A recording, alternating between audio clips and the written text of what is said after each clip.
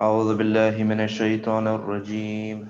بسم الله الرحمن الرحيم.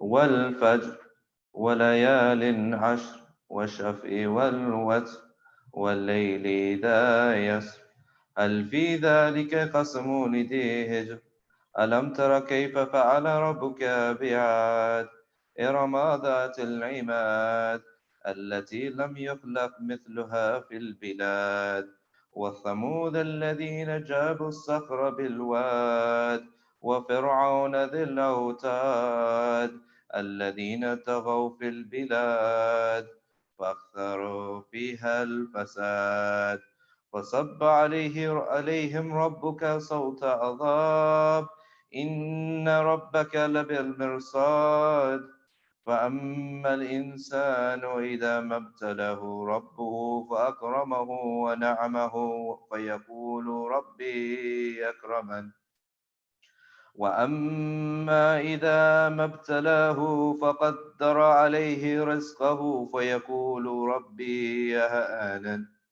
كلا بل لا كلا بل لا تكرمون اليتيم ولا تحاضون على طعام المسكين وتأكلون التراث أكلا لما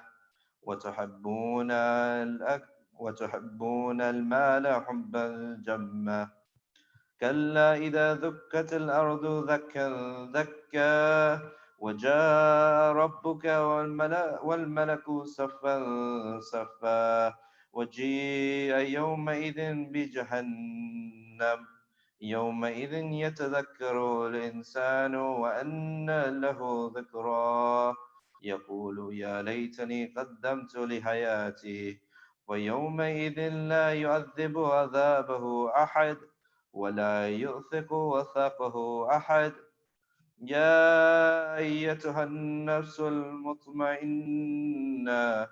ارجعي إلى ربك راضية مرضية وادخلي في عبادي وادخلي جناتي صدق الله العلي العظيم.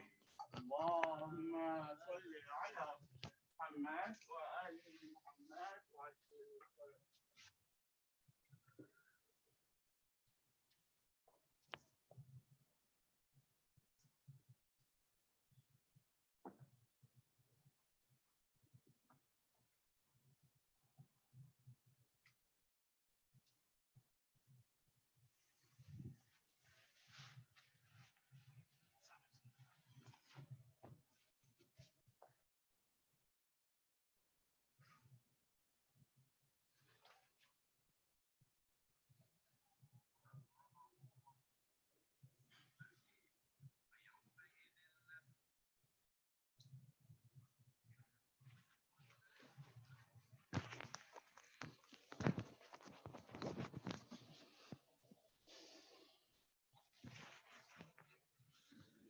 محمد وآل محمد صلوات. اللهم صل على محمد وآل محمد وعجل فرجهم.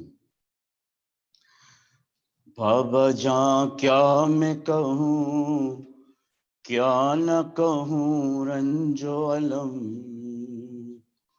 शाम गम हाल सफर शाम के जिंदा के सितम बाबा जान क्या मैं कहूँ क्या न कहूँ रंजो अलम शाम गम हाल सफर शाम के जिंदा के सितम अपने गम तुम भी सुनाओ अपने गम में भी सुनाओ अपने गम तुम भी सुनाओ अपने गम में भी सुनाओ बाबा जान शिमर ने जब बाबा जान शिमर ने जब मारे तमाचे मुंह पर बालियां खींची मेरी कुर्ता हुआ खून में तर बाबा जान देखो जरा बाबा जान देखो जरा نیلے ہیں رخسار میرے، کیا یتیموں پہ ستم کرتا ہے یوں کوئی بشر، شمر کو دیکھ کے میں خوف سے تھراتی ہوں، بھیا سجاد کے پیچھے ہی میں چھپ جاتی ہوں، اپنے غم تم بھی سناؤ، اپنے غم میں بھی سناؤں، بابا جان بازو بندے، بابا جان بازو بندے، سب کے بندہ میرا گلا، جب رسن کھچتی تھی دم گھٹتا تھا ہر گام میرا، بابا جان میں نے کیا، بابا جان میں نے کیا پنجوں پہ چل کر وہ سفر، درد ہوتا تو درد ہوتا تھا تو چلاتی تھی بابا بابا، گش میں کھاتی تو زمین پر نہیں گر پاتی تھی، رسی اس طرح سے گردن میں پھنسی جاتی تھی، اپنے غم تم بھی سناؤ، اپنے غم میں بھی سناؤ، بابا جان دیکھنا کیا، بابا جان دیکھنا کیا، سن بھی نہ پاؤ گے تم، میرے رخسار پہ ظالم کی انگوٹھی کے نشان، بابا جان تم بھی مجھے، بابا جان تم بھی مجھے اب نہیں پہچانو گے، خاک بالوں میں لہو کانوں سے اب تک ہے رواں، صبر ہر غم پہ مگر کیسے کیا مجھ سے سنو، 1300 میل سفر کیسے کیا مجھ سے سنو، اپنے غم تم بھی سناؤ، اپنے غم میں بھی سناؤ، بابا جان تم کو نہیں، بابا جان تم کو نہیں کیا میرے زخموں کی خبر، اب مجھے لوگ بلاتے ہیں یتیمہ کہہ کر، بابا جان آج تلک، بابا جان آج تلک میں یہ سمجھ پائی نہیں، باپ کا جانا یتیمی یا اسیری ہے پدر، لوگ مجھ سے یہی کہتے ہیں کہ تو مانگ دعا، اب کسی کو بھی یتیمی نہ ملے تیری طرح، اپنے غم تم بھی سناؤ، اپنے غم میں بھی سناؤ، بابا جان آپ کا سر، بابا جان آپ کا سر جب مجھے زندہ میں ملا، خود کو نہ روک سکی ضبط میرا ٹوٹ گیا، بابا جان دور ہوئی، بابا جان دور ہوئی اب میرے صدموں کی تھکن، آ گئے آپ بس اب چین سے آئے گی قضا، بس یہی ختم ہوئی مظہر و فرقان بکا، بس یہی ختم ہوئی مظہر و فرحان بکا، لے چلو ساتھ مجھے بالی سکینہ نے کہا، اپنے غم تم بھی سناؤ، اپنے غم میں بھی سناؤ، بابا جان کیا میں کہوں کیا نہ کہوں رنج و الم، شام غم حال سفر شام کے زنداں کے ستم، درود بھیج محمد و آل محمد پر، اللہم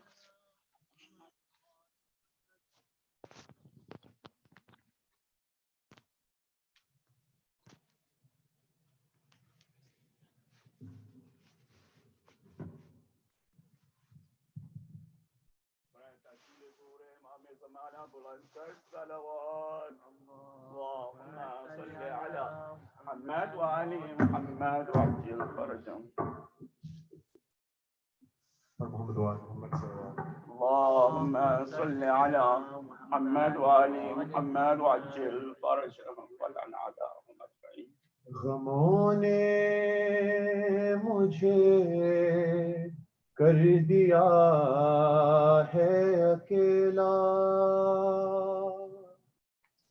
میرے بابا تیری سکینہ ہے تنہا، غموں نے مجھے کر دیا ہے اکیلا، میرے بابا تیری سکینہ ہے تنہا، بلا لو مجھے تم جہاں ہو خدا را، میرے بابا تیری سکینہ ہے تنہا، غموں نے مجھے کر دیا ہے اکیلا، میرے بابا تیری سکینہ ہے تنہا، نہ امو نہ اکبر نہ اصغر رہے ہیں، نہ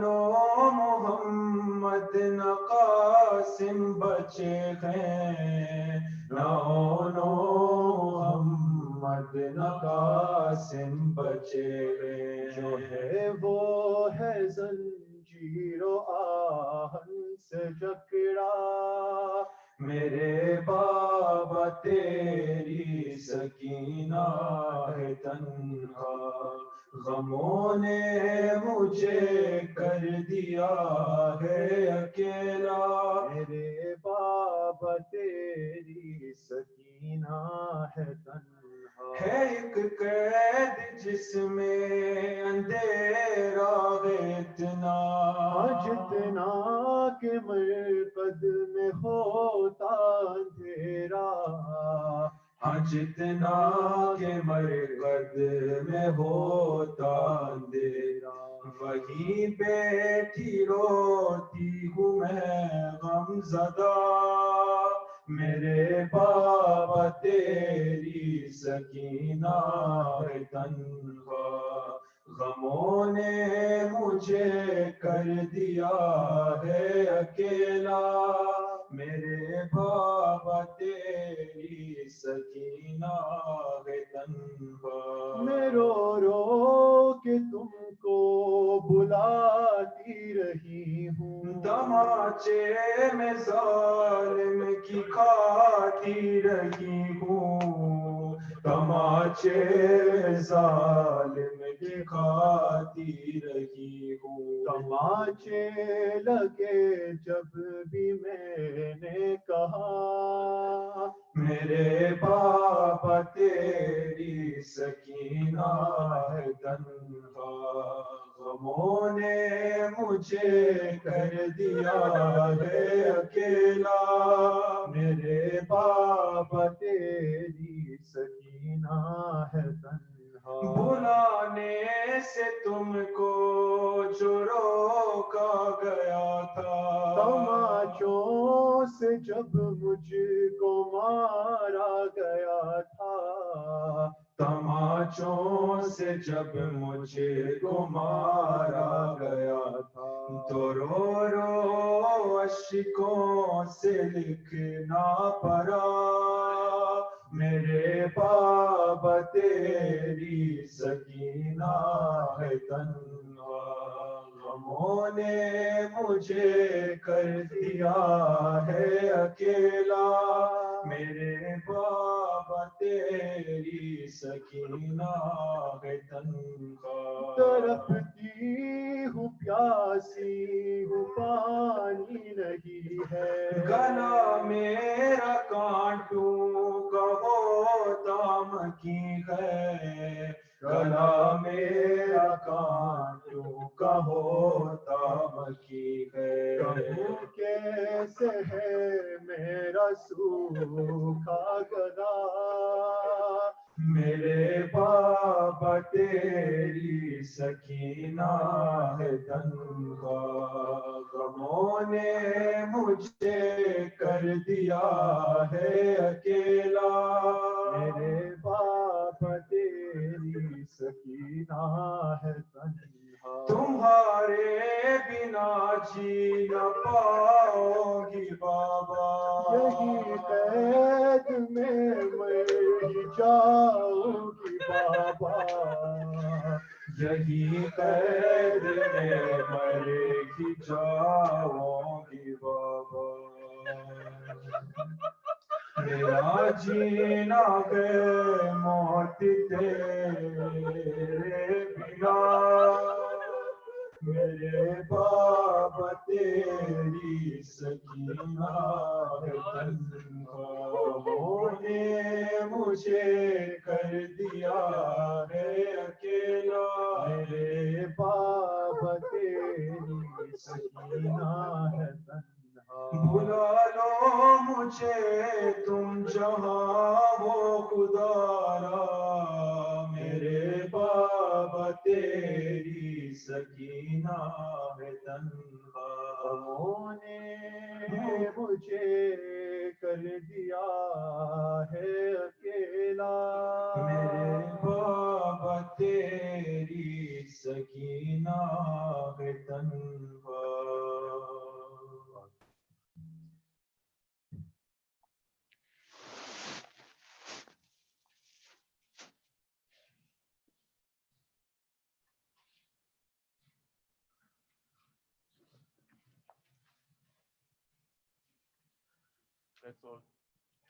Let's all together recite 5 times. I'm going to use you for all those who are sick and in need of our du'as. Bismillah ar-Rahman ar-Rahim. أما يجيب المضطر إذا دعاه ويكشف السوء أما يجيب المضطر إذا دعاه ويكشف السوء أما يجيب المضطر إذا دعاه ويكشف السوء أما يجيب المضطر إذا دعاه ويكشف السوء أما يجيب المضطر إذا دعاه ويكشف السوء. And before the Sheikh goes to the minbar, let's recite one Surah Al-Fatiha for all our marhumin, especially for all the marhumins of those who are present here tonight, and for all those marhumins who do not have anybody to pray for. Al-Fatiha.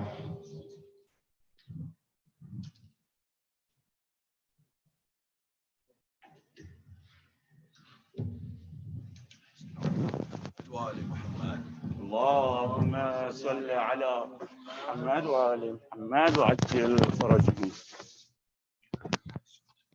برائے تاکید حضور امامی زمانہ بلند کر صلوات.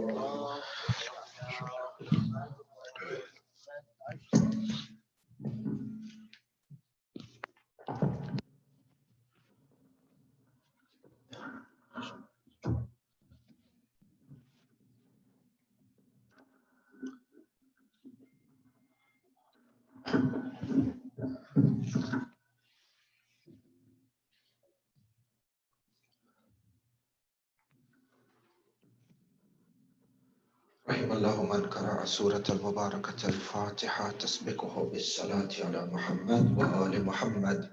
اللهم صل على محمد وآل محمد وعجل فرجهم. Just a bit high. شكرا.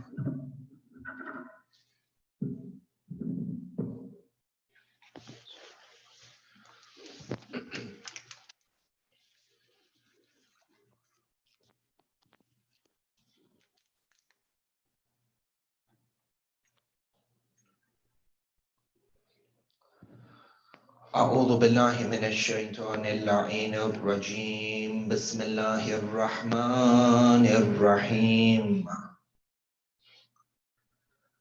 الحمد لله بارئ الخلائق الأجمعين باعث الأنبياء والمرسلين ثم الصلاة والسلام على أشرف الأنبياء حبيب قلوبنا وشفيع ذنوبنا أبي القاسم محمد.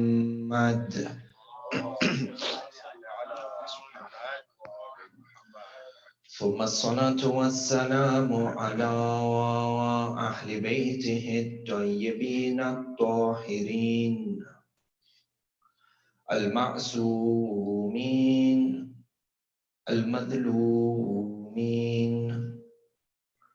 لا سيما ولي الله الحجة ابن الحسن صاحب الأمر والزمان.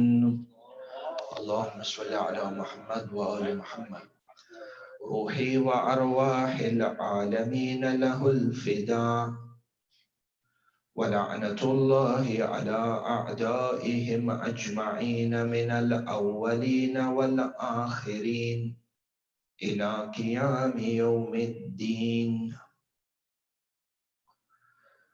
صلى الله عليك يا مولاي يا أبا عبد الله، صلى الله عليك يا مولاي يا أبا عبد الله، يا رحمة الله الواسعة ويا باب نجاة الأمة.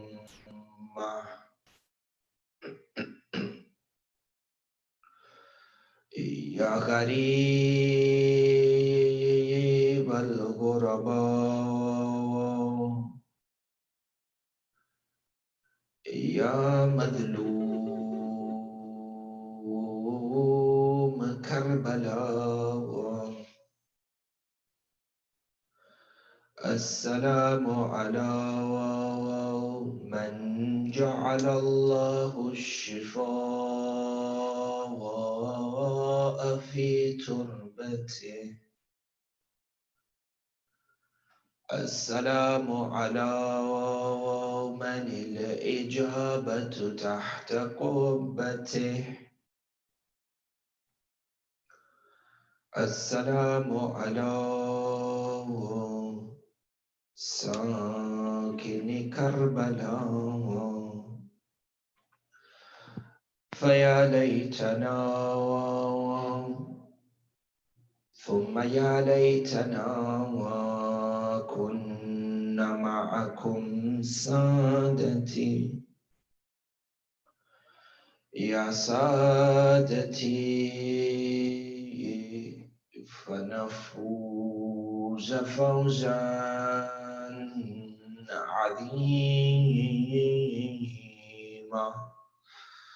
أما بعد، قال رسول الله صلى الله عليه وآله وسلم، اللهم صل على محمد وآل محمد. حسين مني وأنا من الحسين، أحب الله من أحب حسينا، صدق النبي وآمنا به. زينوا مجالسكم بذكر محمد وآل محمد. اللهم صل على محمد وآل محمد وعجل فرجه. أحبائي، باعتبار استشهاد السيدة الجليلة الطاهرة الرقية عليها السلام, this daughter of Imam al-Hussein, who according to majority of historians did not live more than 3 to 4 years. And the Akthar Shi, which is narrated, that she lived 4 years of age. And to pay tribute to this divinely selected personality from the family of Imam al-Hussein, a life that began with tears and a life that ended with tears. This majlis, we begin with a na'i and we end with a na'i. can have the lights switched off for the na'i by one of the brothers. Jazakumullah khairah. Sallu ala Muhammad wa ala Muhammad. Allahumma salli ala Muhammad wa ala Muhammad wa ajil farajah.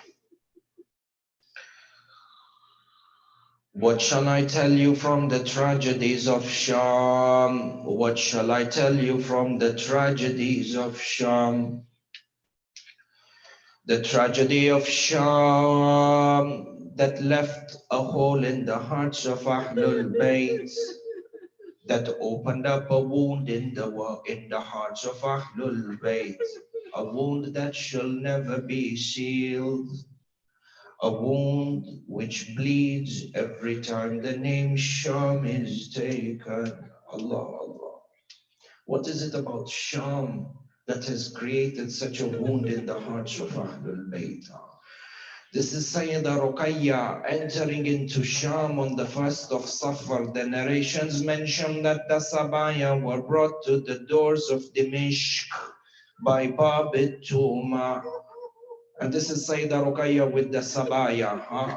40 days of traveling between, 30 days more in the deserts between Kufa, Karbala to Kufa and Kufa to Sham. This 3-year-old daughter has seen people mock them, laugh at them. This girl has seen people throw stones at them. This Sayeda Ruqayyah. When they entered into Kufa, the Maktal narrates, the women of Kufa started to throw dates on the women of Ahlul Bayt and Sadaqah. This house of Isma and Tahara Sayeda Ruqayyah inside of it. They're waiting inside of Babu Juma. The city is being decorated. The people are beating drums, laughing in the best of their clothes, distributing sweets amongst themselves. As the Sabaya begin to enter into Sham, into the bazaar as they are paraded,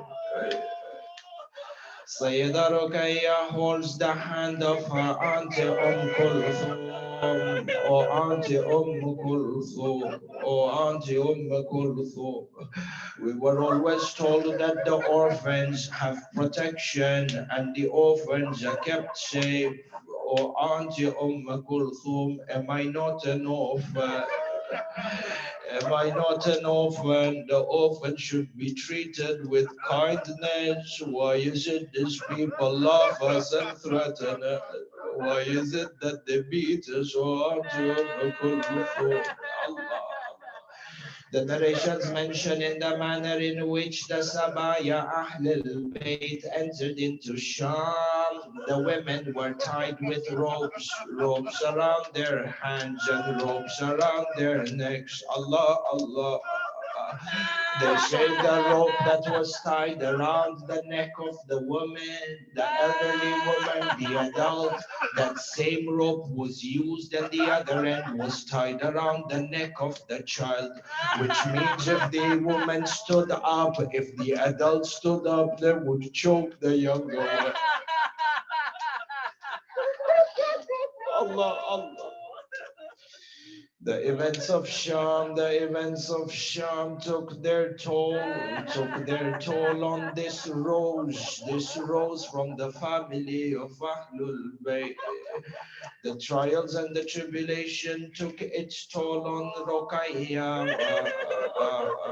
The decree of Allah was that Ruqayyah would enter into Sham, but she would not leave the land of Sham. Which is why when Sayeda Ruqayyah passed away, do not ask me how Zainul Abidin and Zainab buried Ruqayyah. Allah. Imam Sajjad with his hands began to dig through the sand in the dungeon. Have you seen how a grave is dug?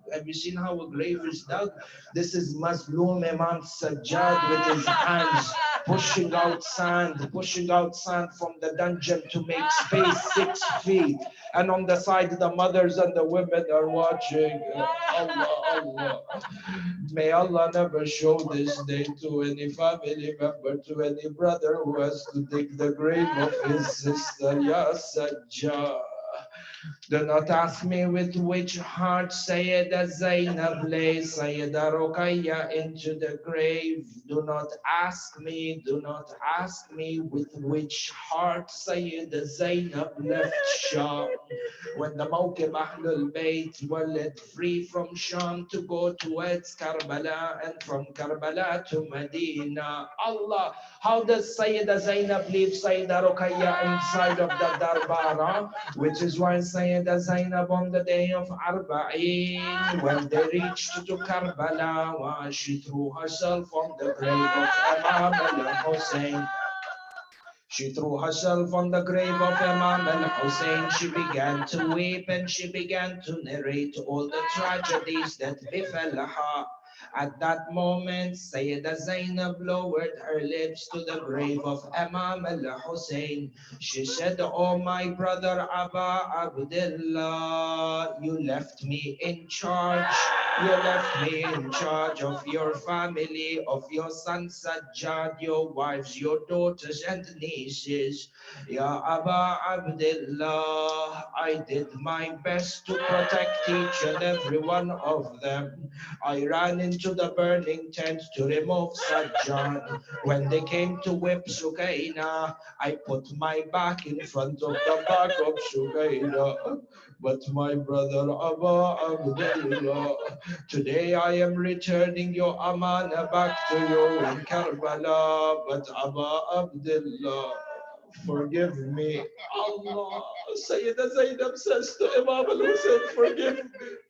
Sayyida Zainab says, "Aba Abdullah, forgive me, forgive me.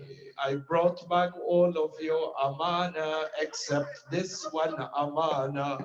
I had to leave her in the darbar of Shah. I had to leave her in the dungeons of Shah." Inna lillahi wa inna ilayhi raji'un wa la hawla wa la quwwata illa billah. Inna Allaha wa malaikatahu yusalluna ala nabi ya ayyuhalladhina amanu sallu alayhi wa sallimu taslima. Allahumma salli ala Muhammad wa ali Muhammad wa ajil faraja wal an a'dah. Ahibai,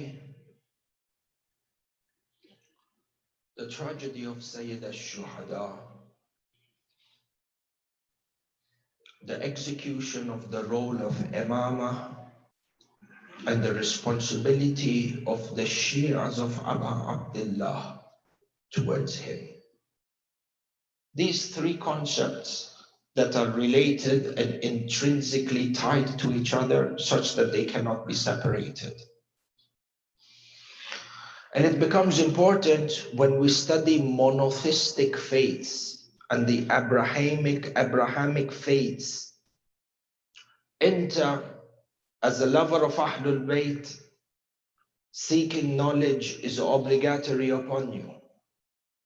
And from seeking knowledge in order to understand your deen better, in order to understand what entails the right path within this system which is called Islam and so many claimants of Islam, it is important for us to understand and to study Abrahamic faiths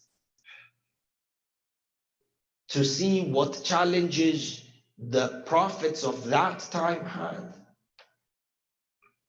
and how dalalah or misguidance or inhiraf and distortion crept into those faiths. Understand that and see if it applies to us within our faith.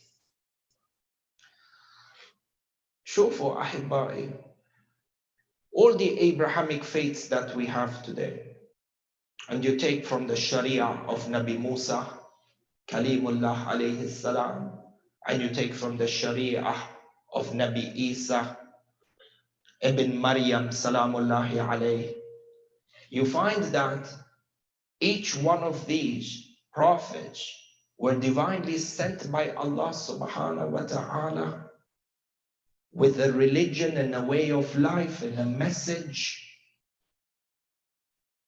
that propagated these 5 concepts that we call today Usuluddin.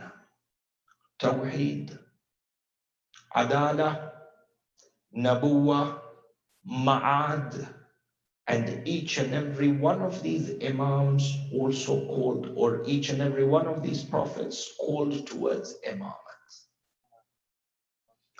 Nabi Musa alayhi salam, when he left up to go to the mountains to receive revelation for an initial period of 30 days, and then was extended by Allah by way of imtihan to 40 days. Nabi Musa going up to the mountain left behind the Imam and the successor who will overlook this message of Nabi Musa and ensure that it is implemented amongst the people. So he left behind for them his successor, Imam, Yani Harun. Imam over here, successor of the Prophet. And similarly, we have within the narrations and within history that Harun eventually left this dunya and died in the lifetime of Nabi Musa.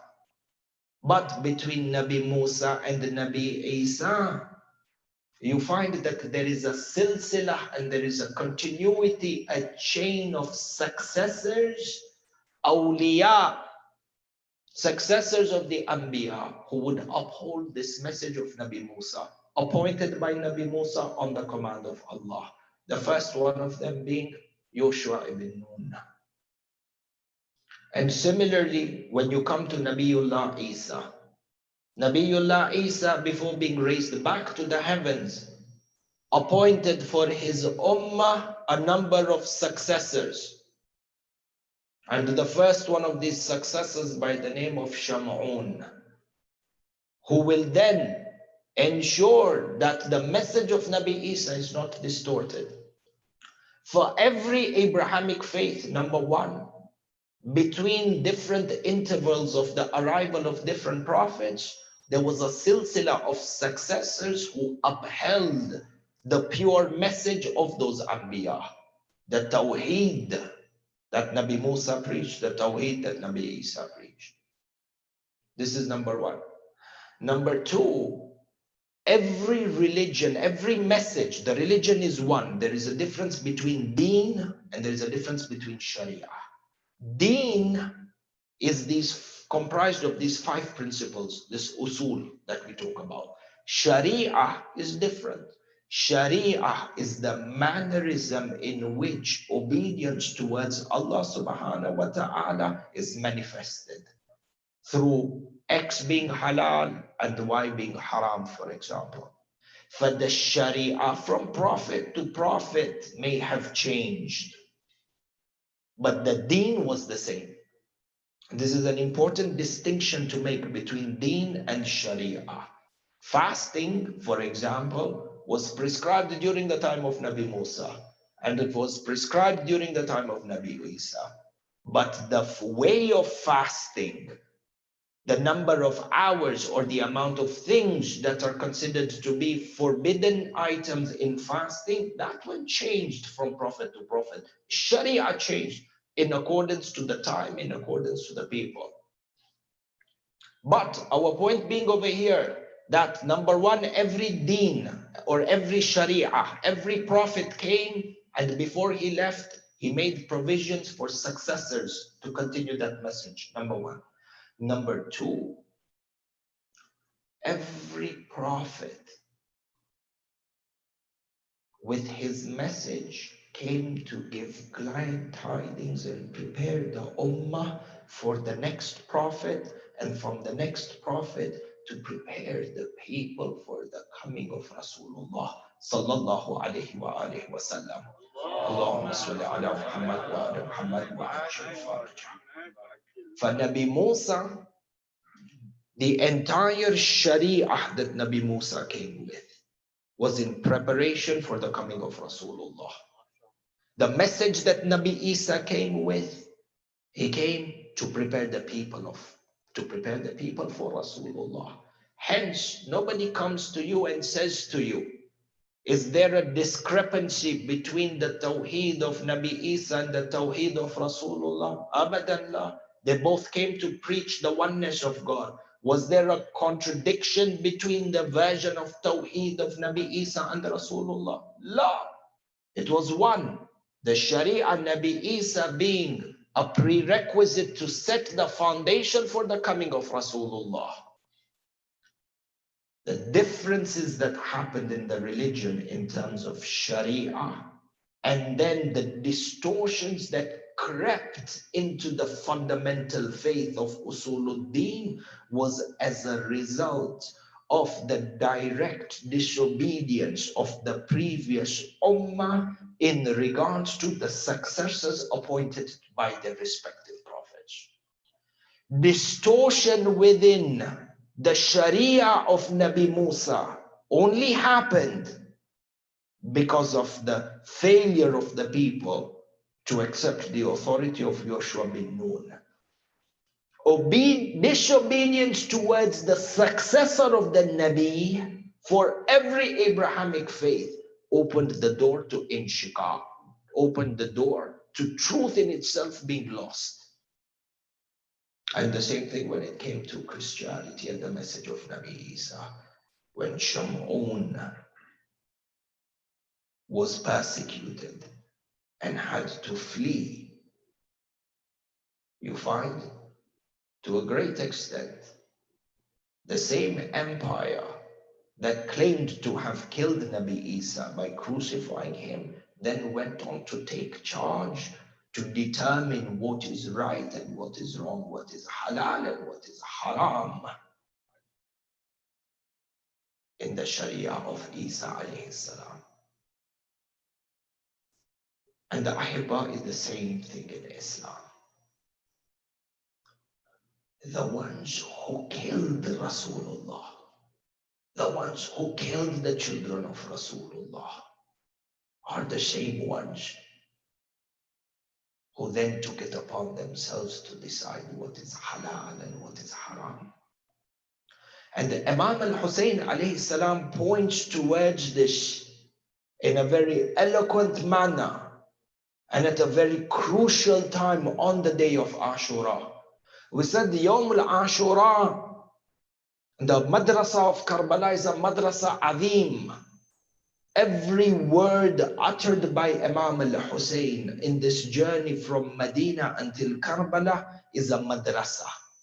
Every word uttered by Imam al-Hussein in the land of Karbala is a madrasa. Every word uttered by Imam al-Hussein on the day of Ashura is a madrasa.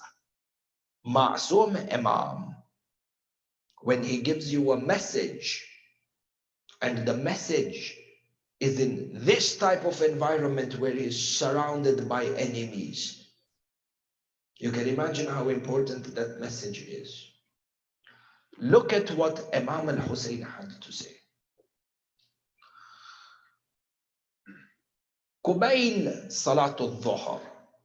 So before Salatul Dhuhr, an attack was carried out by the side of Umar ibn Sa'ad al-La'in, in which close to between 30 and 50 of the companions of Imam al-Hussein became shaheed.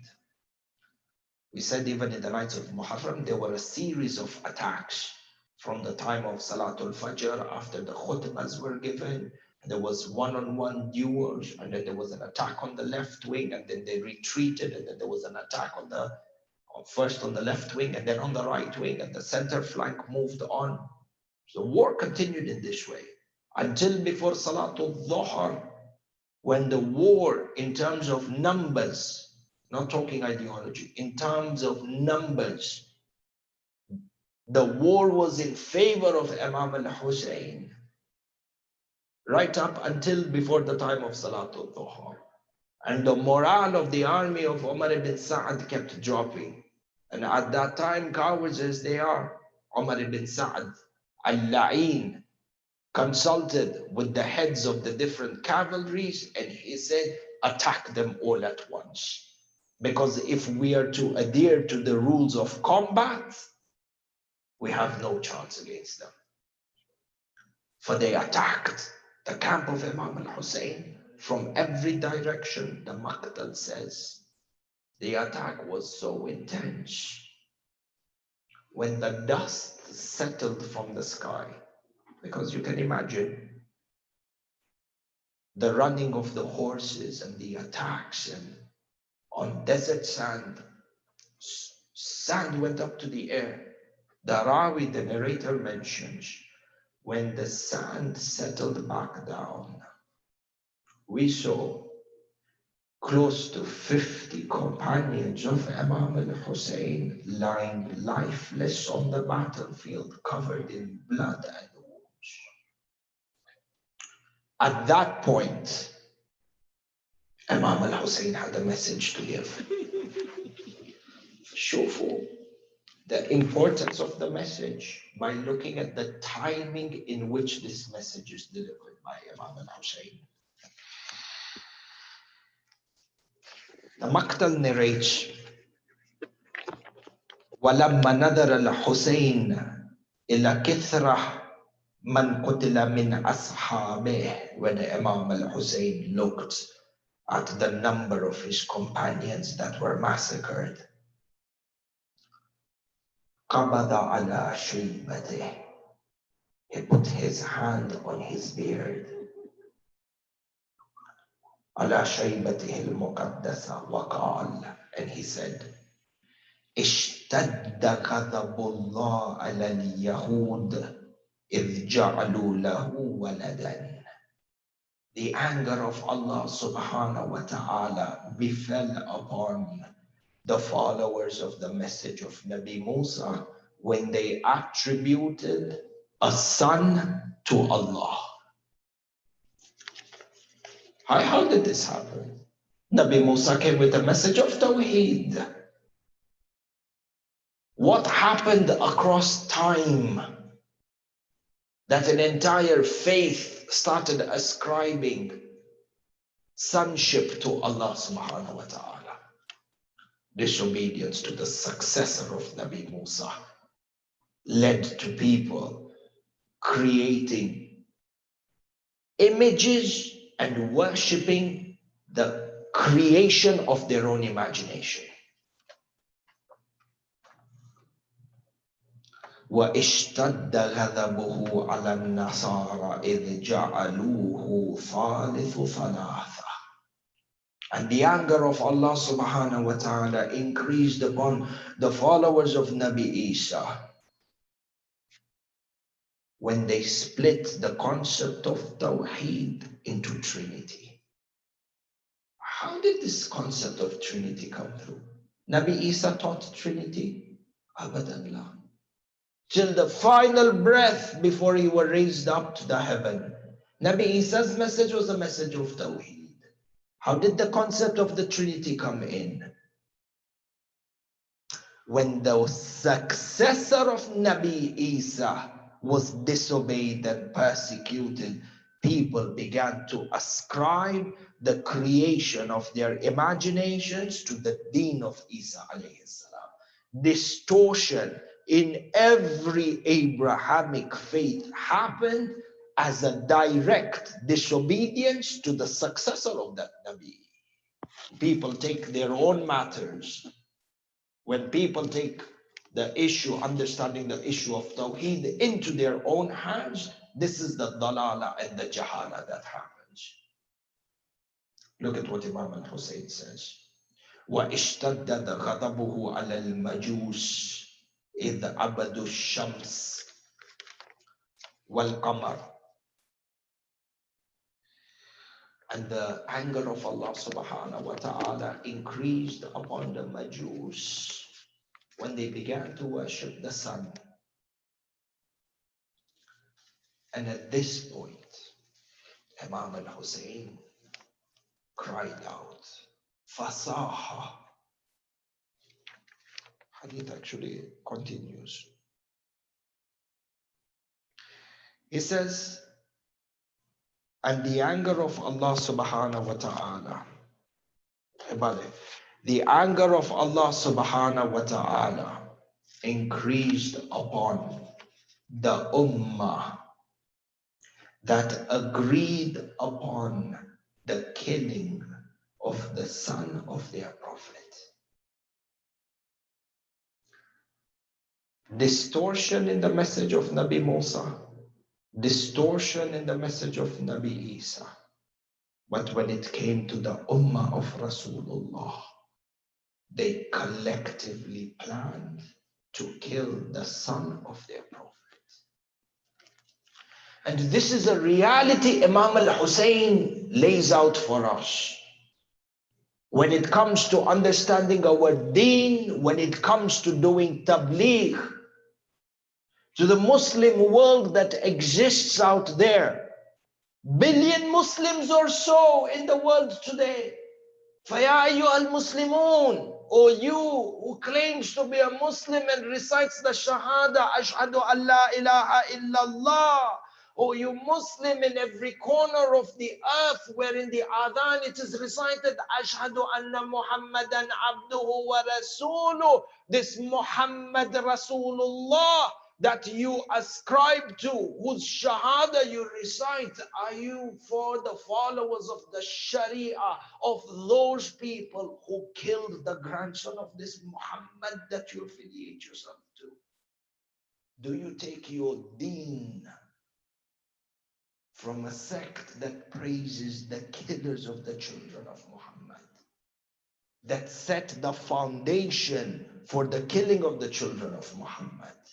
Which deen under the guise of Islam do you adhere to? And the great part of the Ummah is in ghafla. They don't know. People who are products of ignorance, people who are products of brainwashing, people who are products of lack of ihtimam. Imam al-Hussein outlines this reality because it hurt him. Look at the timing in which he makes this comment. And this is the fundamental root of tabligh. Are you the followers of those people who killed the son of Rasulullah? And then look at what Imam al-Hussein said. Fasah, he shouted out in the loudest of voices, Ama min mughithin yughithuna,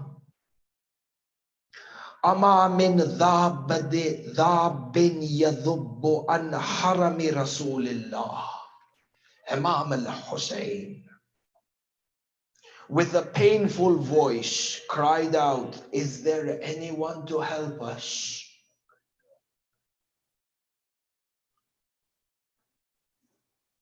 It's the Shahadah Sayeda Ruqayyah.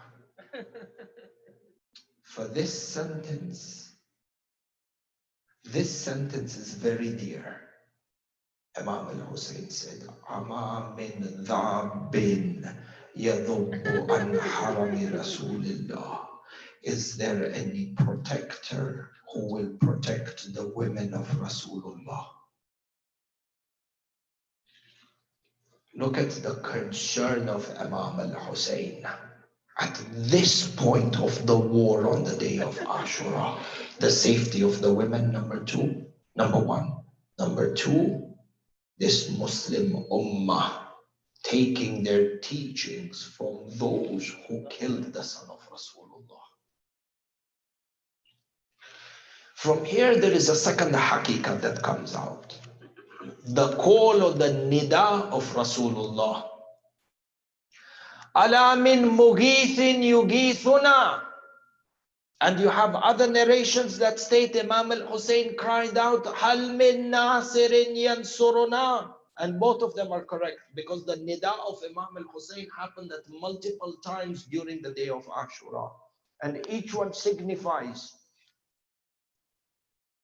something of great ideological value when he made that call.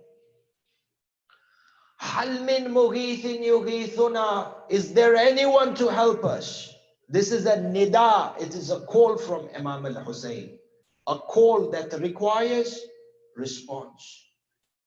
Tayyib, at that point when Imam al-Hussein made this call, the Maqtal mentions there were two people within the army of Umar ibn Sa'ad. And when they heard the cry of Imam al-Hussein, and they sensed the pain in the voice of Imam al-Hussein, and they heard the weeping of the women, Hidayah fell upon them like lightning from the sky. And they realized the wrong path on which they were. For the Maqtal says they went to Imam al-Hussein, embraced him, turned around and began to fight against Umar ibn Sa'ad.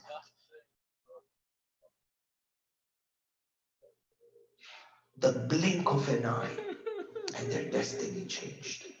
These two. One of them by the name of Abu al-Khutuf. In any case, the call of Imam al-Hussein, it's a nida. It's a call that requires a response. Tayyib.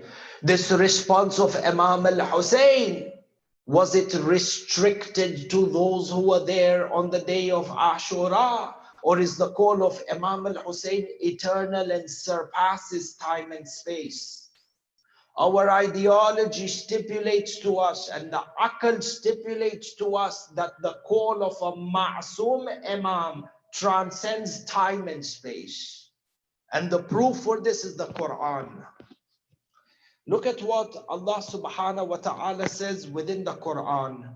Bismillahir Rahmanir Rahim. And I believe the point of reference is Surah Al-A'raf. Bismillahir Rahmanir Rahim.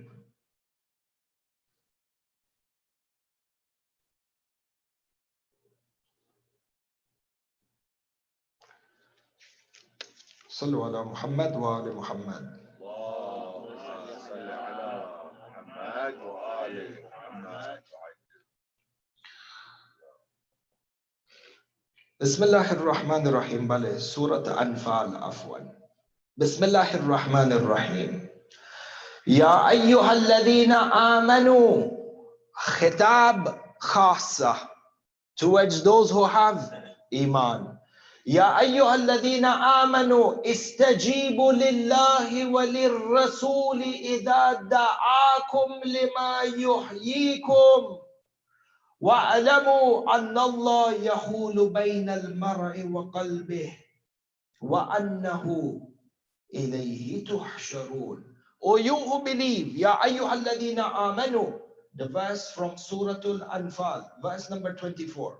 O you who believe, استجيبوا لله وللرسول إذا دعاكم, respond. استجيبوا yani respond to the call of Allah and the Holy Prophet. إذا دعاكم, when they call you towards that which gives you life. Ajib. If you were to break this verse up, segment, tafsir amika jiddan. We concentrate on the first part. O you who believe, those of you who have iman. And we established in previous majalis, Ya ayyuhal ladina amanu, is a khitab towards the Shias of Amirul Mu'mineen. Those who are believers and believe in the imamat of Amirul Mu'mineen, you become Ya ayyuhal ladina amanu. فخطاب خاصة, O you who have iman, istajibu, yani respond to the call of Allah and the Rasul when they call you. In now this Quran is a book of guidance. Are the teachings and the verses of the Quran restricted to any point in time? La, the Quran gives you guidance which transcends time and space. There is not a single verse of the Quran that you can say is not relevant or not applicable. Because if you stay or you come forward with the premise that the verses of the Quran are not relevant to me, that means God sent a book of guidance that is restricted in its capacity to guide. And hence Allah wal-ayadu billah is restricted in his capacity. The book is a book of guidance, regardless, and transcends time and space. Sahih Lola. something established. If we understand this, in this verse of the Quran, when you open the Quran, into Habibi, in the year 2020, in the month of September, or in the month of October, in 2025, and those who read it in 1950, and those who read it in the 1700s and the 1500s, Baba, the verse of the Quran is applicable to you in every day, in every age. If we understand this, in this verse of the Quran, Allah subhanahu wa ta'ala is saying, if Allah calls you, or you who believe, when Allah calls you and when the Prophet calls you, respond to them. Which means that there is a call from Rasulullah that transcends time and space. And when Allah is telling you, respond to the Prophet, know that in this day and age, in whichever day and age you live and you read this Quran, when you come across this verse, there is an action and a response which is required from you. Sahih Lola, this is what Allah is saying. When the Prophet calls you, respond to him. When a call comes from the Prophet, respond. And this call is transcends time and space.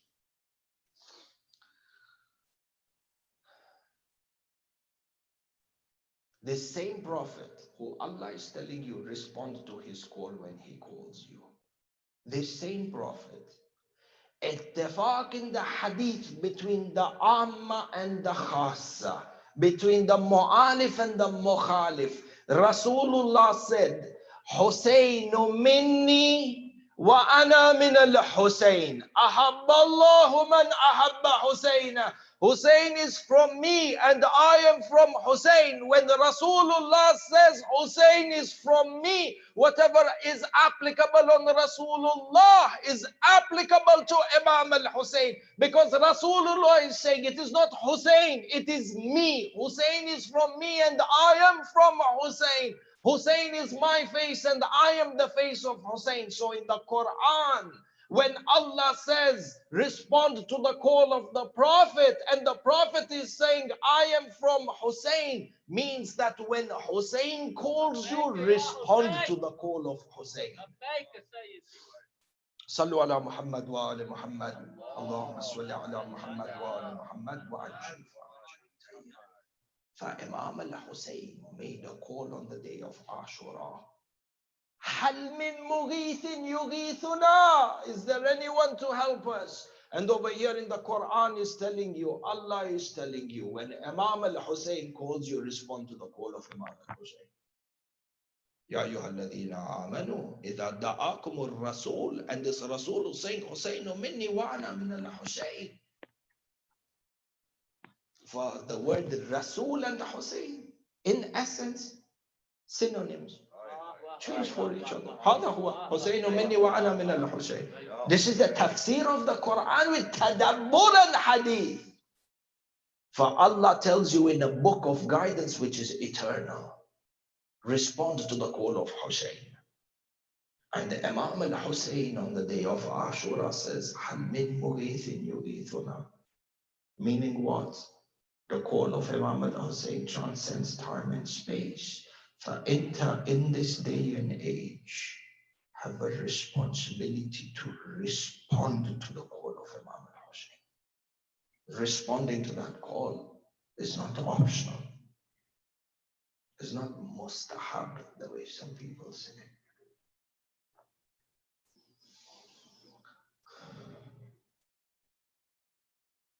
How do you respond to the call of Imam al-Hussein?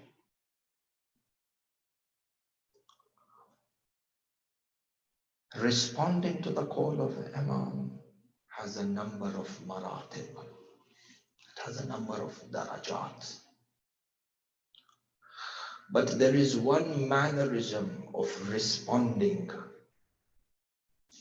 which Imam al-Hujjah ajjalallahu ta'ala farajahu sharif, Allahumma salli ala Muhammad wa ala Muhammad wa ajil farajah, himself teaches us.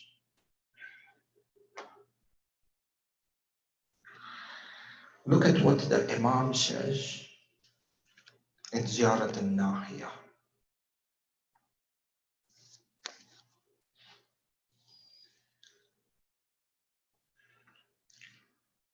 فَلَئِنْ أَخَّرَتْنِي الدُّهُورَ وَآكَنِي أَن نَصْرِكَ الْمَقْدُورِ.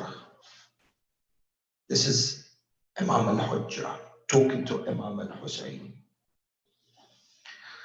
Because I have been hindered by the passage of time and the decree of Allah prevented me from helping you.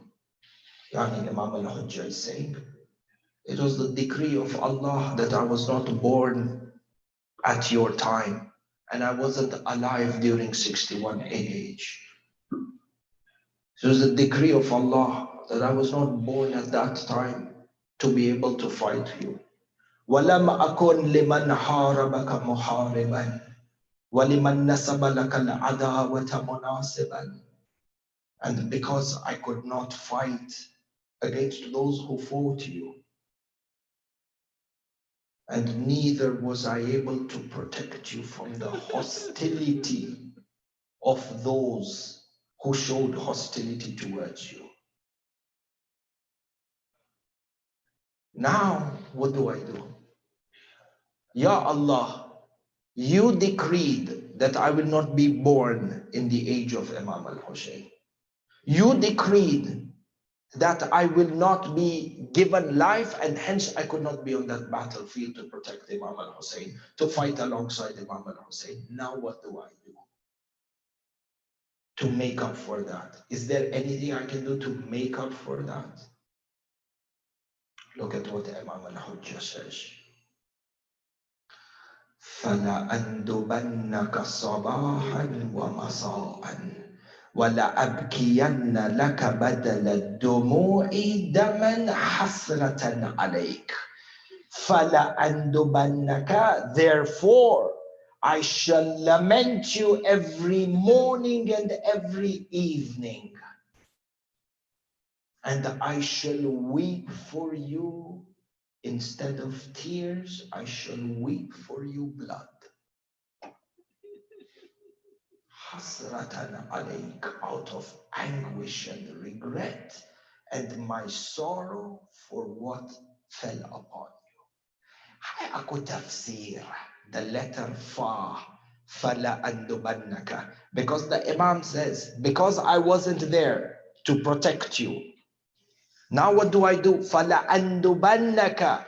Consequentially, because the passage or because the decree of Allah was such that there would be a passage of time that separates between me and you, Aba Abdullah, the only thing that I can do after that to show you my readiness and my willingness is to weep for you. Through this, Imam al-Hussein shows you the sacredness and the adamah of the act of weeping for Imam al-Hussein. Do not take this to be something light. Do not take the weeping of the tears to be protocol of a majlis where it is the last 2-3 minutes and yalla nimshi. Do not fall into the trap of the person who tells you knowledge is more important than emotion, because Imam al-Hujjah proves to you in Ziyarat al-Nahiyah, you don't know the value of this emotion. This emotion is an expression of your wantingness and your willingness to be there with Imam al-Hussein.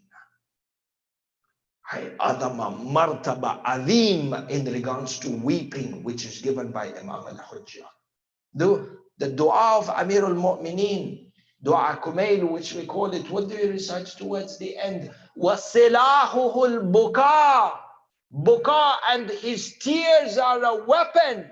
Silah, weapon. Imam Amir al-Mu'mineen tells you the tears that you shed from your eyes are weapons. Weapons that by far, to a great extent, are much more powerful than the swords and the arrows, because the power of the tear is such that every tyrant becomes scared of tears. You look through entire history, they prohibited people from weeping. But what was there for few people to gather together and to cry for Imam al-Hussein?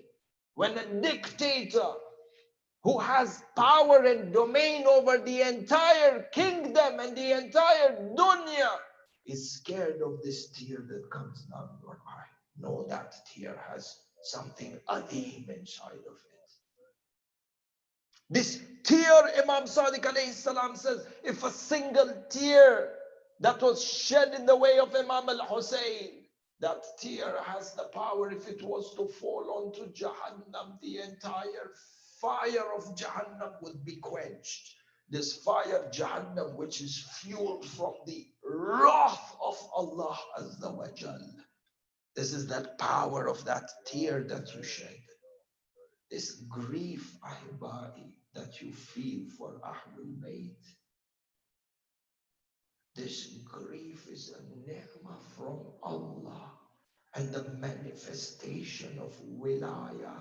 If there is anything you want to ask for in your du'as, in your hajat, if there is a dua that you will make on Laylatul Qadr, that first dua is, Ya Allah, never make my heart empty of the grief and my eyes empty of the tears for Abu Abdullah. Because Imam al-Hujjah in Ziyarat al-Nahiyah says, this grief and these tears is what connects me to the fact that I wasn't able to be there. Yani the tears and the grief is a maqam, is a daraja of nusrah, of responding to Imam al-Hussein. Imam al-Hussein said what on the day of Ashura? Hal min mughithin yughithuna. Call, sahih. And that call requires a response. Now Imam al-Hujjah shows us in Ziyarat al-Nahiyah how to respond to the call, which the Quran, Allah says, respond to Imam al-Hussein. Imam al-Hujjah says, I respond to you by weeping. And what did Imam al-Hujjah say? I weep for you, I will lament you every morning, every evening.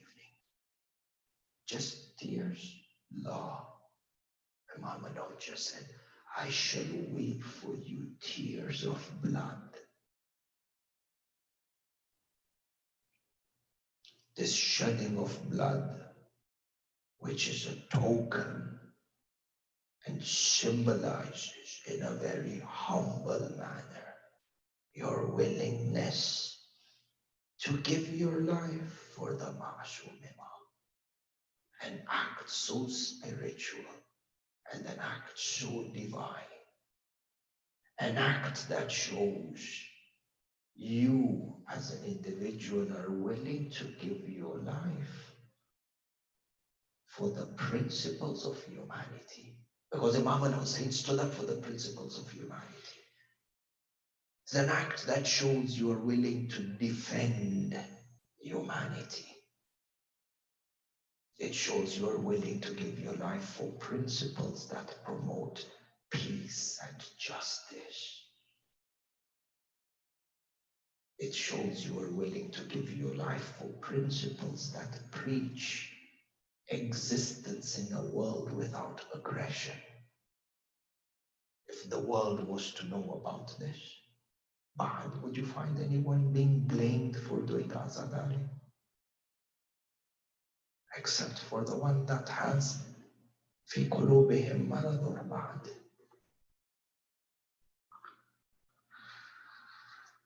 The call of Imam al-Hussein and the response to uphold the azar and the buka and the grief. And Ahibari, there is no greater night than the night of Sayeda Ruqayyah to reinstate this message. We live in tough times, huh? You're in the midst of a pandemic on one hand. On the other hand, there is a constant call towards liberalization of this deen and moving away from the culture of azar and the culture of weeping and mourning, a movement towards so-called intellectualism. They are moving this ummah towards a stage where there will be no one to respond back to the call of Imam al-Hussein. فَإِنْتُمْ,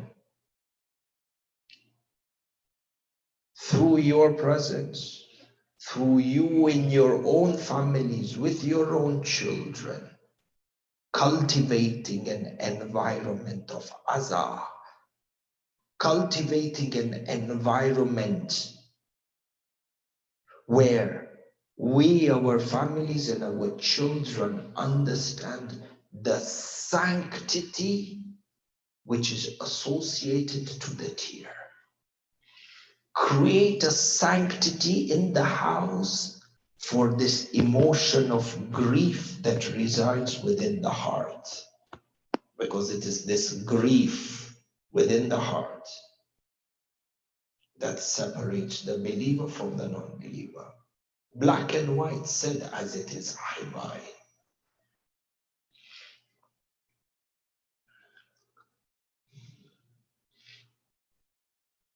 And how hard can a heart be? How hard can a heart be that does not weep over the tragedy of Sayeda Ruqayyah?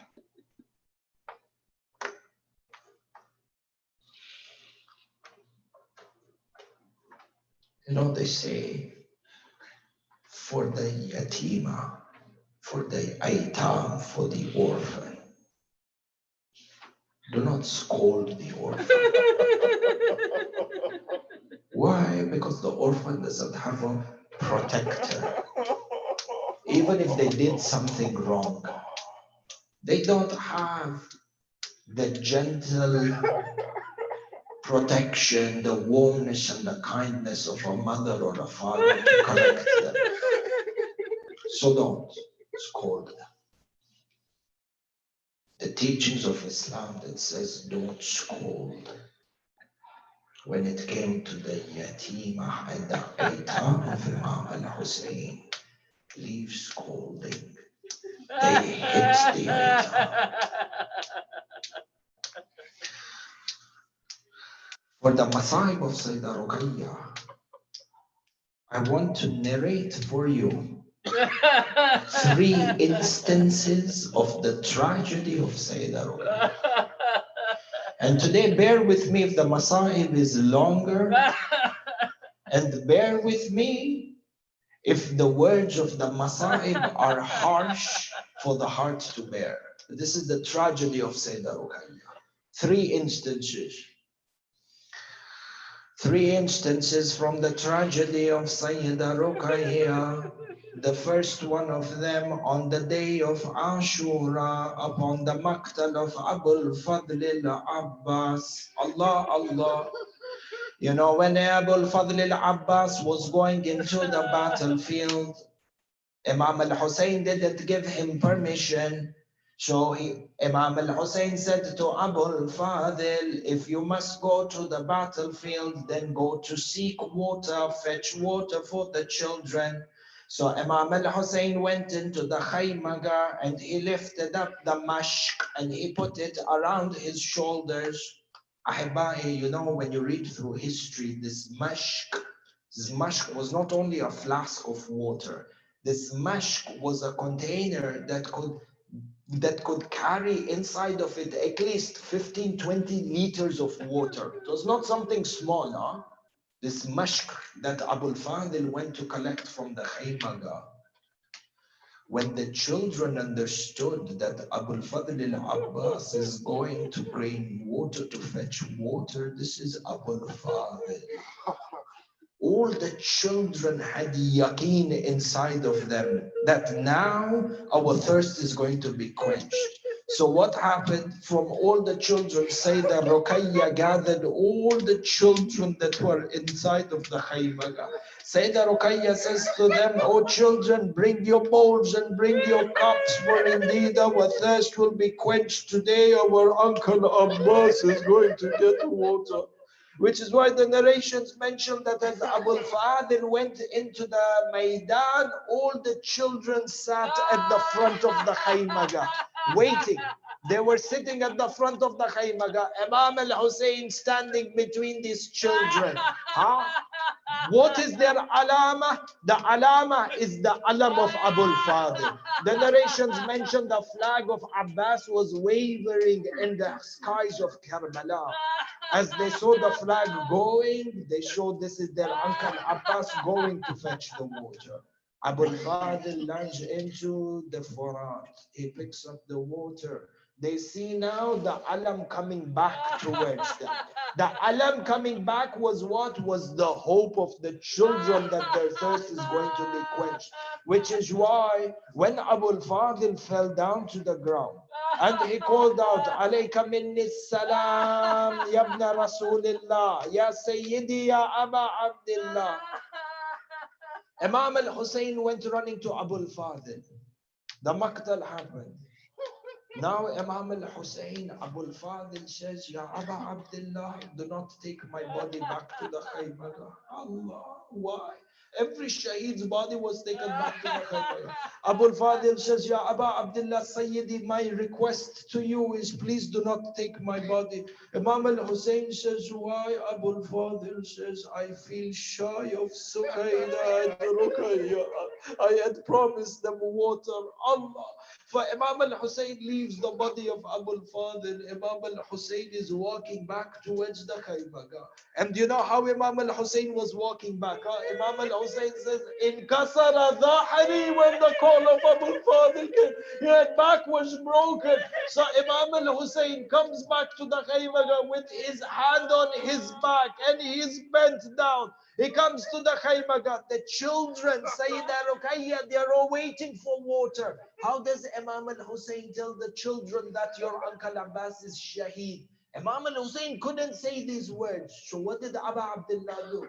Abu Abdullah alayhi salam began to dismantle the khaybar of Abu al-Fadl. He began to dismantle the tent and to fold it up. The children are looking at each other, wondering where is Uncle Abbas. We can't even see the flag of Abbas anymore. At that moment, Sayeda Ruqayyah realized that Abu al-Fadl is not coming back. Look at the manner in which Sayeda Ruqayyah went to Imam al-Hussein. Sayeda Ruqayyah goes to Imam al-Hussein. She says to him, oh my father, I am not thirsty anymore. Says, Father, I am not thirsty anymore. Instead, tell my uncle Abbas to come back. We don't need the water. We would rather be thirsty, but bring back our uncle Abbas. Allah, Allah. This is the first instance of the tragedy of Sayeda Ruqayyah. Allah, if your heart has the ability to listen.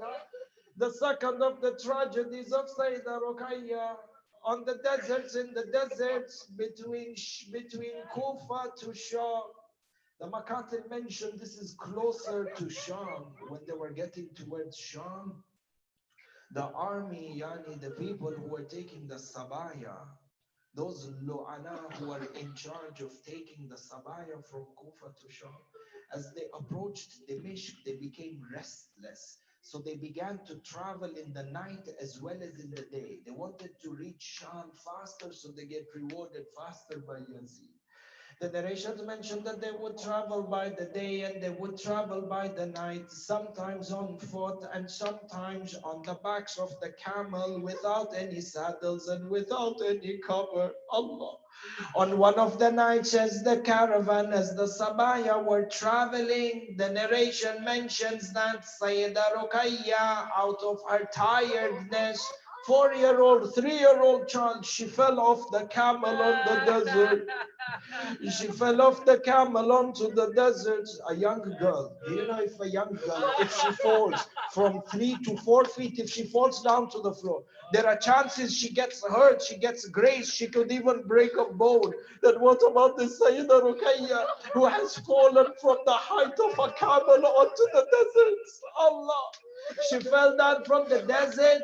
The Sabaya, the caravan continues. Shimar al-La'in with the rest of the people are not stopping for anyone. So the caravan continues over here. The 4-year-old daughter of Al-Hussein has fallen down in the desert. As the caravan continues, no one is stopping. Miraculously, the spear on which the head of Imam al-Hussein was lying, it gets planted into the desert. desert. The spear is not moving anymore. Allahu Akbar. Shimr comes, tries to remove it. Kuli comes, tries to remove it. A number of them get together, they try to remove the spear. The spear is not moving. They said, we can't move until we remove the spear. What is happening over here? None of them have an answer. They say, call Zainul Abidin, call Ali, the son of Hussein. Maybe he explains to us. They came to Imam Sajjad. They said, the spear on which the head of your father is, it is planted into the earth and it is not coming out. What is the matter over here? Imam al-Hussein looks at the spear. He looks at the head of Imam al-Hussein. He looks towards the end of the kafirah.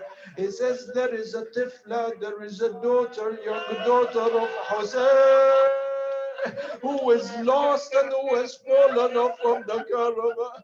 Shimr al-Ain says to him, if this is the case, is there any child who is missing? Imam Sajjad says to Sayyida Zainab al-Kubra, oh my auntie Zainab, take account and take the names of the children. Sayyida Zainab comes off the camel. She goes camel to camel, one by one. She checks for the children and she calls out by name.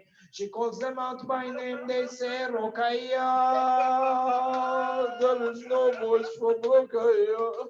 Sayyida Zainab comes running to Imam Sajjad. He says, the beloved daughter of Hussein, this is the amana that I was given. Ruqayyah is missing. Allah. They said, Shimr says, it is the darkness of the night in the desert. Where do we start looking for Ruqayyah? Where do we start looking? Imam Zainul Abidin says, look at the head of my father, Aba Abdullah. Look at the direction in which the eyes of Imam al-Hussein is looking. Allah, Allah. At that point, Imam al-Hussein is even the protector of Sayyidina Ruqayyah. Sayyida Zainab runs out in the desert, in the direction in which Imam al-Hussein's head was looking. Allah, Allah. Sayyida Zainab in the desert cries out, oh my dear Ruqayyah, oh my dear Ruqayyah, where are you?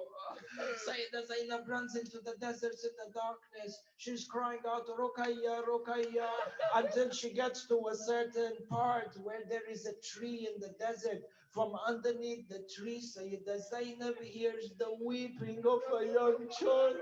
She hears the weeping and the sobbing of a young child. Sayyida Zainab runs in that direction. She sees Ruqayyah sitting under a tree, crying and sobbing by herself.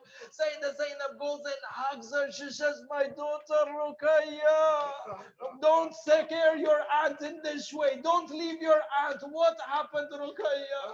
Sayyida Ruqayyah says, oh my auntie Zainab, do not blame me. The tiredness of this journey, I fell off the camel.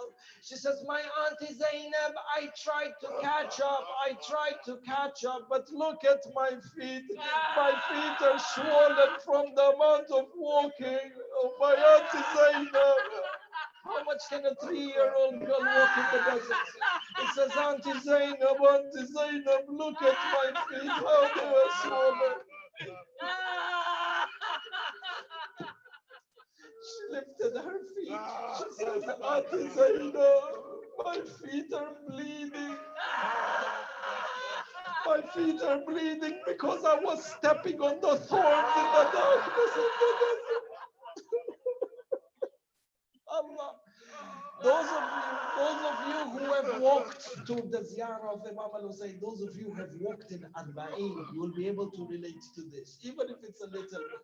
Those of you who have walked to the haram of Imam al-Hussein, those of you who have done a khandak matam, those of you who have done a khandak matam, you know what pain on the feet means. What did Sayyidah Ruqayyah say? Sayyidah Ruqayyah says, oh my auntie Zainab, my feet are burning and have blisters. My feet are burning and have blisters from walking on the sands of this desert. Allah, Allah. You know, in the daytime when the sun is scorching, the sand becomes hot to walk on. Sayyidah Ruqayyah was saying, my feet are burning from this. Sayyidah Zainab, those of you who have walked to Karbala, you know what it is when you walk and you have blisters. You know how painful the blisters are. Sayyidah Ruqayyah says, there are blisters on my feet. Allah, Allah knows how this girl reached Sham. In the dungeons of Sham, when they were imprisoned on one of the nights, on a night like this, all the women and all the children are in the dungeon. The dungeon in which they were imprisoned is where the qabr of Sayeda Ruqayyah is. Yani, the haram of Sayeda Ruqayyah that you go to today, in Asal was the dungeon. And the house of Yazid al-La'in was next to the Jami, what we call Darbar Sham. So look at the distance for those of you who have visited Sham. The distance between the Haram of Sayyidah Ruqayyah, which was the dungeon, and the Jami al-Amawi, next to which was the house of Yazid. This is a good 5 to 7 minute walk. You can tell there is a distance. Keep this distance in mind. When the women were in the dungeon on a night like this, Sayyidah Zainab al-Kubra puts all the children to sleep. They're sleeping on a dungeon where the floor is just sand and the open sky. Food, they have not been given food. With great difficulty, she puts the children to sleep. The other women are in different corners of the dungeon. Sayyidah Zainab al-Kubra stands up in the middle of the night to recite her Salatul Layl. As she's about to do her takbir for Salatul Layl, Sayyidah Ruqayyah wakes up and begins to cry loudly and uncontrollably. Allah. Sayyidah Zainab goes and hugs Ruqayyah. She says to him, my daughter Ruqayyah, why is it that you are weeping? She says, oh my auntie Zainab, I saw my father in a dream. I saw my father in a dream and he said to me, Ruqayyah, very shortly you and I shall be together and we shall be reunited. So Ruqayyah woke up and said, Auntie Zainab, I want my father. I shall not go back to sleep until I see and until I am reunited with my father. She was weeping in the loudest of voices, and for this the other women began weeping for the tears of Ruqayyah. The narrations mention that Yazid al-La'in woke up from his sleep due to the crying, Allah, Allah. If you know the distance between the dungeon and between the Darbar of Sham, you can imagine how loud this young girl Ruqayyah was crying, such that Yazid woke up from his sleep. Yazid wakes up from his sleep. He says to the people who are there from the guards, what is all the commotion and why all this weeping? They come, they interrogate, they come to Yazid and they say, this is the young daughter of Hussein. She saw her father in her sleep and now she is crying because she wants to be reunited with him. Yazid said, if this is the case, send the severed head of her father. Indeed, this will increase the grief in the heart.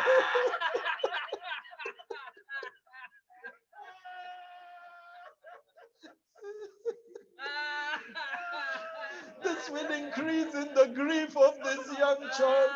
So the guards entered into the dungeon with a tasht. On the tasht was the head of Imam al-Hussein. It was covered with a cloth.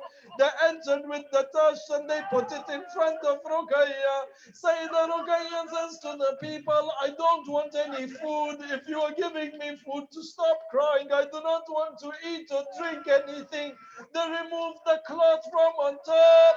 They put the severed head of Abu Abdullah in front of this young girl. Allah, Allah.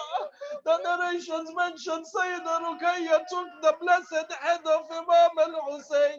She kissed the forehead of Abu Abdullah. She then put her forehead on the forehead of Imam al-Hussein.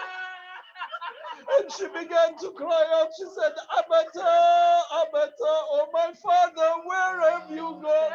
After you left us, they burnt our tents, oh my father. Allah. She says, oh my father, when you left us, my Abba was on fire.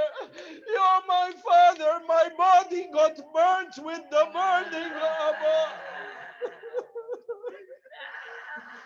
Oh my father, after you left us, Shumer slapped me on my face. Oh my father, look at my bruised cheek. Oh my father, look at the bruising on my temple from the slaps of Khuli. Allah. She says to him, Allah. She continued weeping to Imam al-Hussein. She says, oh my father, if only I could show you my back and I could show you my shoulders. Oh my father, the whips have left cuts and have left marks on my back. Allah, young girl complaining to Imam al-Hussein. Now, she then took the head of Sayyidah Shuhada. She's weeping and she's looking at the head of Imam al-Hussein. The narration mentions she kissed the forehead of Imam al-Hussein again. And with her little hands, she kept looking at the head of Imam al-Hussein. And then she looked at Imam and she said, Abata, man alladhi kadhaba shaybaka bid-dima. Oh my father, who has died and colored your beard with blood. Allah. She keeps looking at the head of Imam al-Hussein. She keeps observing. And then she cries out, Abata, man alladhi katta'a ra'saka min al-warid.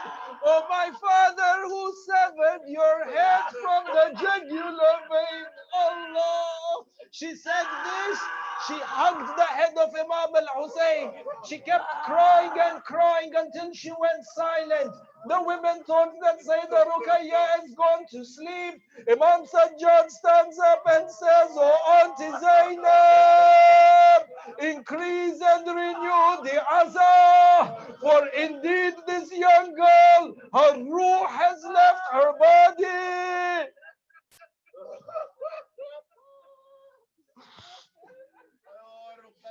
ورقية وزينب وحسينة مات من رقية مات من زينب.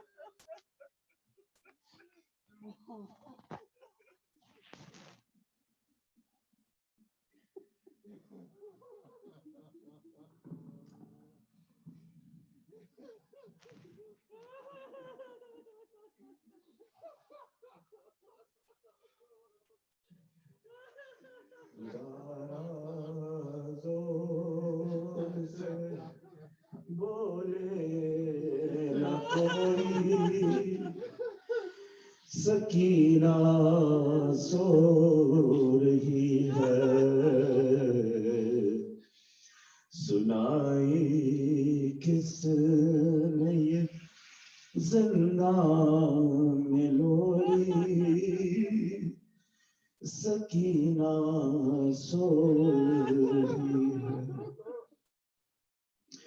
कहाँ बानू ने उठो शाहज़ादी हुई क्या बात जो मगर से रूठी उठो बाबा का सर आया है बीबी उठो बाबा का सर आया है बीवी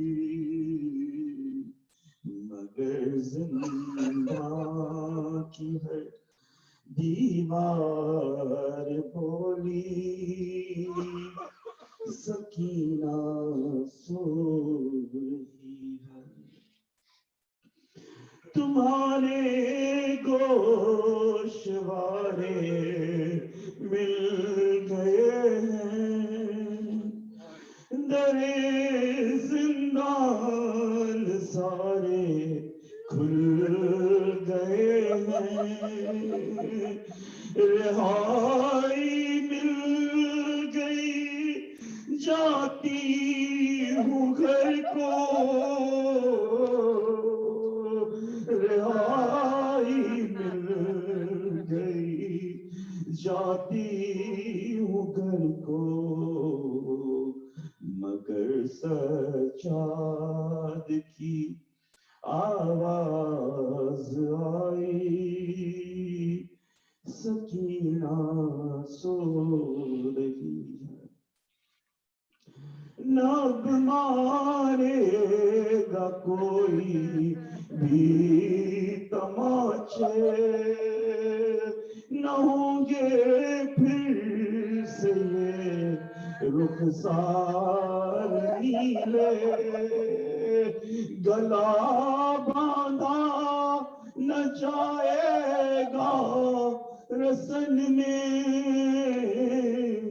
گلا باندھا نہ جائے گا رسن میں جو آیا شمر تو اس سے کہوں گی سکینہ سو رہی ہے یا حسین یا حسین یا حسین ہے زینب ہے شام ہے زینب ہے شام ہے زینب ہے شام ہے زینب ہے شام ہے زینب ہے شام حیالا خیر العمل حیالا خیر العمل حیالا خیر العمل حیالا خیر العمل حیالا خیر العمل یا حسین یا حسین یا حسین یا حسین معصومہ زندہ میں نہ تنہا ہو یا رب کوئی معصومہ زندہ میں نہ تنہا ہو یا رب کوئی معصومہ زندہ میں نہ تنہا ہو یا رب کوئی معصومہ زندہ میں نہ تنہا ہو یا رب کوئی معصومہ زندہ میں نہ تنہا ہو یا رب کوئی معصومہ زندہ میں نہ تنہا ہو یا رب کوئی معصومہ زندہ میں نہ تنہا ہو یا رب کوئی معصومہ زندہ میں نہ تنہا ہو پابند نہ ہوا ہے پابند نہ ہوا ہے رونے پہ نہ پہرا ہو یا رب کوئی معصومہ زندہ میں نہ تنہا ہو یا رب کوئی معصومہ زندہ میں نہ تنہا ہو یا رب کوئی معصومہ زندہ میں نہ تنہا ہو تھی جس کو نیند آتی شبیر کے سینے پر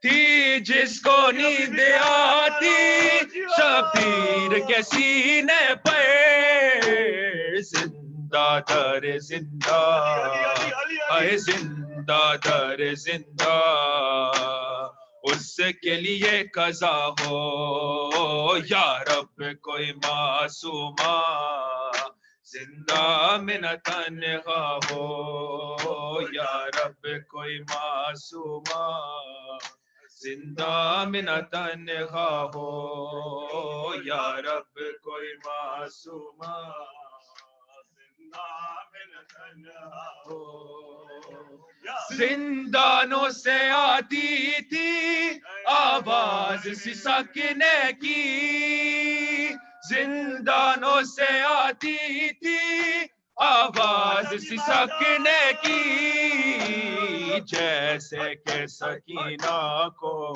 ہے جیسے کہ سکینہ کو ہر زندان رو رہا ہو یا رب کوئی معصومہ زندہ میں نہ تنہا ہو یا رب کوئی معصومہ زندہ میں نہ تنہا ہو یا رب کوئی معصومہ زندہ میں نہ تنہا ہو یا ٹکرائی نہ وہ کیوں کہ زندہ کی دیواروں سے ٹکرائے نہ وہ کیوں کہ زندہ کی دیواروں سے بھائی سے اور پھوپھی سے ہائے بھائی سے اور پھوپھی سے جس کو جدا کیا ہو یا رب کوئی معصومہ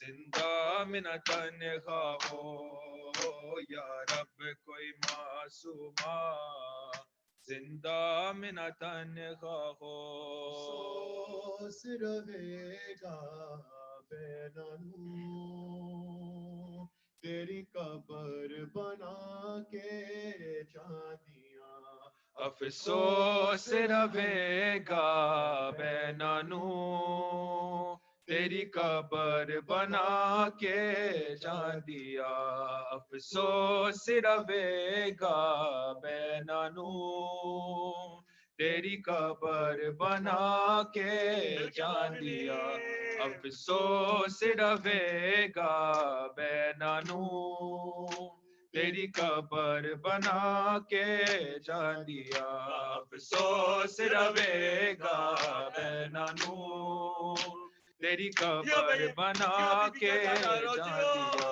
افسوس رہے گا بے نانو تیری قبر بنا کے جان دیا افسوس رہے گا بے نانو تیری قبر بنا کے جان دیا پتھرا دے ہے تیری رول دی لاش ویرنا تینو کفن پوا کے جان دیا افسوس رہے گا بے نانو تیری قبر بنا کے جان دیا افسوس رہے گا بے نانو تیری قبر بنا کے جان دیا افسوس رہے گا بے نانو تیری قبر بنا کے جان دیا پتھرا دے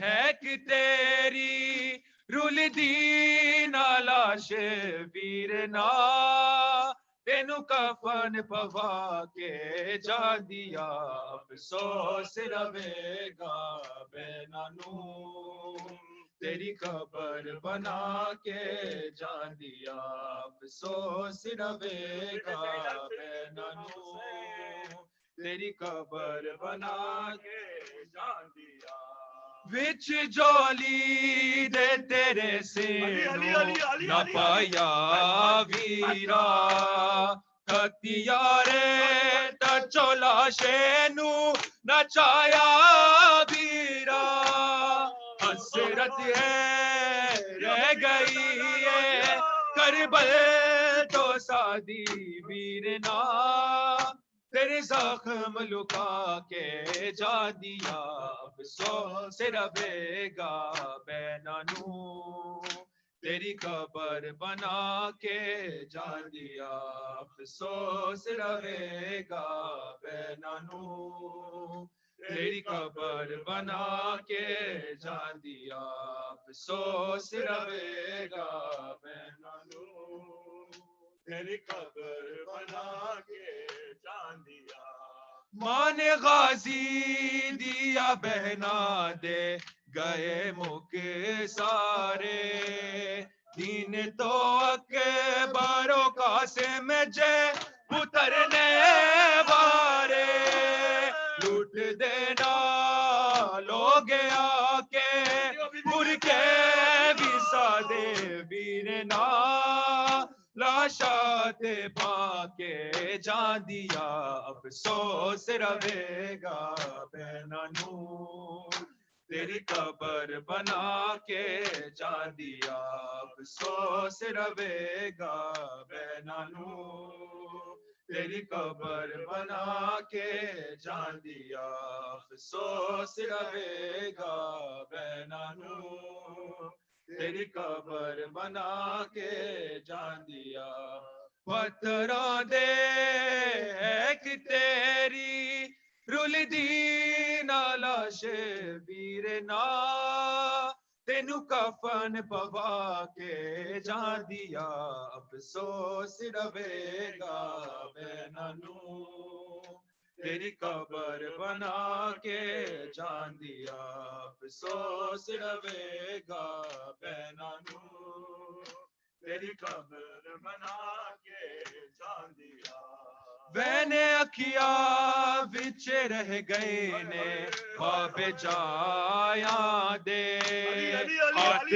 رسیا وچ بج گئے نے پار جایا دے دور چلیا شام دیور تینو کلیا چد کے ویر نا ایسی چہلم کر کے جان دیا افسوس رہے گا بینانو تیری قبر بنا کے جان دیا شبیر کی وہ لاڈلی شبیر کی وہ لاڈلی سینے پہ جو شاکے پلی سینے پہ جو شاکے پلی جس کی ابا بن میں جلی جس کی ابا بن میں جلی منہ پر تماچوں پہ نشان مولا حق امام یا حسن یا حسین مولا حق امام یا حسن یا حسین یا حسین یا حسین وہ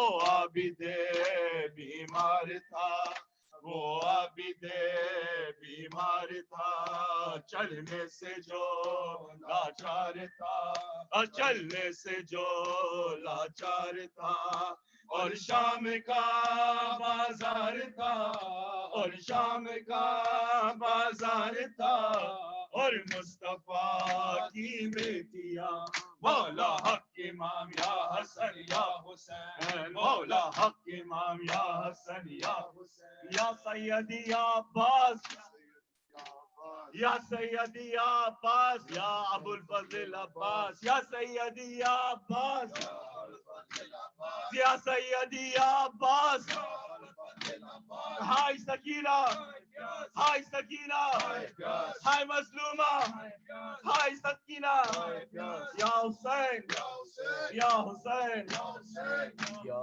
رب حق ذرا توفیق یہ عطا ہو مرنے سے پہلے یارا دیدار کربلا ہو سب مل کے یا رب حق ذرا توفیق یہ عطا ہو مرنے سے پہلے یارا بیمار ہو جو عرض کربلا ہے ہر عرض سے جدا ہے اس خاک کربلا پہ شہ کا لہو ملا ہے شہ کا لہو ملا ہے ہر دوا مرض کی یہ خاک ہی دوا ہو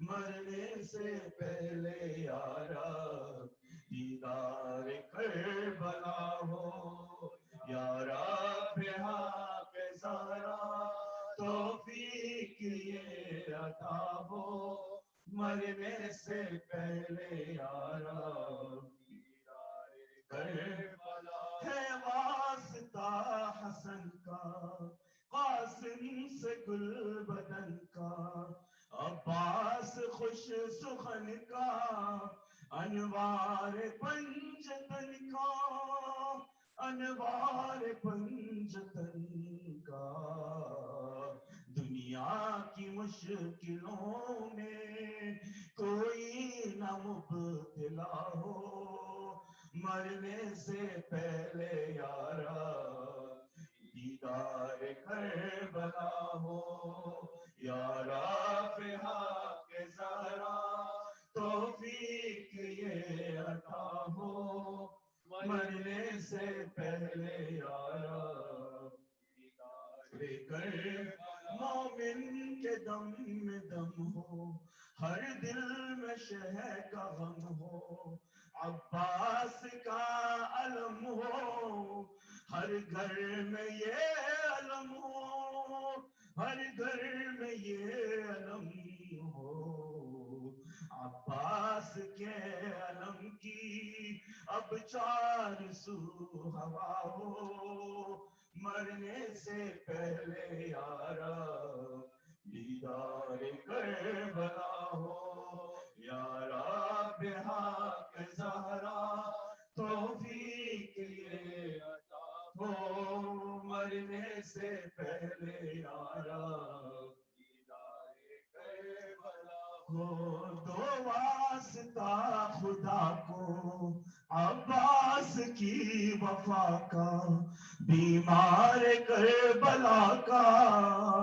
زینب کی رضا کا زینب کی رضا کا جو ہیں اسیر مولا اب جلد سے رہا ہوں مرنے سے پہلے یارا دیدار کربلا ہو یارا بحق زہرا توفیق یہ عطا ہو مرنے سے پہلے یارا دیدار کربلا ہو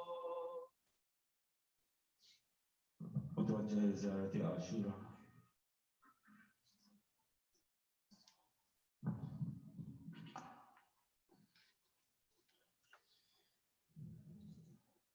صلوات على محمد وآل محمد.